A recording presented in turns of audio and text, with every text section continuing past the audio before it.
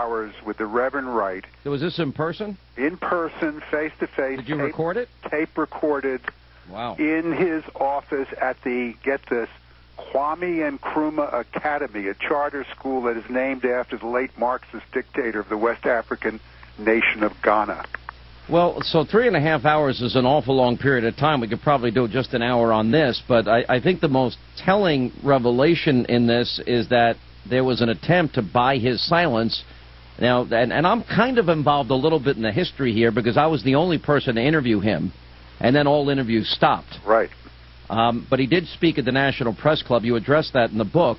But the effort to buy his silence and this private meeting that he had with Obama that was never revealed before, why don't you tell us what happened? Well, what happened is that after ABC, Brian Ross broadcast the videotapes of the Reverend Wright goddamning America and slamming whites and slamming Jews and America,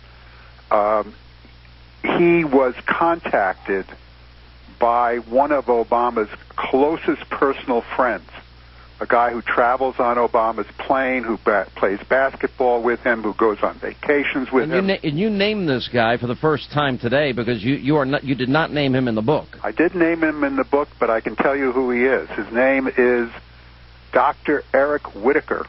Dr. Whitaker is the vice president of the University of Chicago Medical Center, and he's a member of Obama's very tight inner circle. And he sent an email to a member of the Trinity United Church. By the way, is this the same hospital Michelle worked at? I'm just trying to get it. Exactly the same hospital that she worked at. And this is where she got that big raise after he became senator? She was making, what, $300,000? Yeah, but it was a significant jump up after he became senator. That's right. And, you know, the Chicago politics is one hand feeds the other, as you know.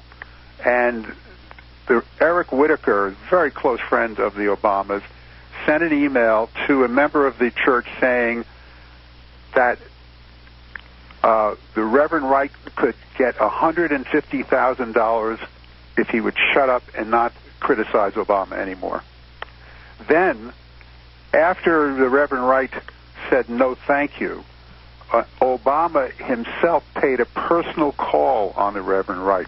When did this personal meeting take place as face-to-face? Well, just to put it in context, if you remember, Obama made a big speech in Pennsylvania and Philly. That's right, saying this is his famous race speech, which took place on the 18th of March. About 10 days later, he made the secret meeting with the Reverend Wright after he'd already denounced him and begged him to not speak any further. Now, we know this is true not only because the Reverend Wright told me so, but because the Secret Service logs logged in this meeting. So we have confirmation that it actually took place. Now, so they offered him, and this is all on the tapes that you have with Reverend Wright. Reverend Wright said this. So Reverend Wright, am I reading this correctly, is angry at Obama? Reverend Wright is more than angry. He's absolutely fulminating. He feels that he's been thrown under the bus by a man whom he mentored for 23 or 24 years.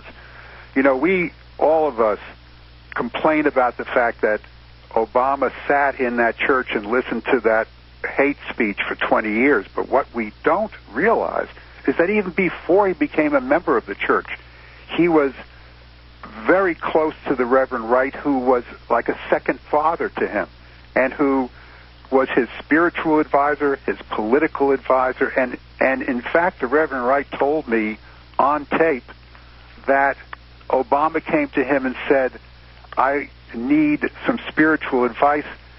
I don't know exactly who I am. And the Reverend Wright said, and this is on tape, well, we know your Islam background, and you have that, but what you need now is some coaching on Christianity. And I asked the Reverend Wright, did you convert him from being a Muslim to a Christian? And he said, well, I don't know if I could go that far, but I can tell you that I made it comfortable for him to accept Christianity without having to renounce his Islamic background.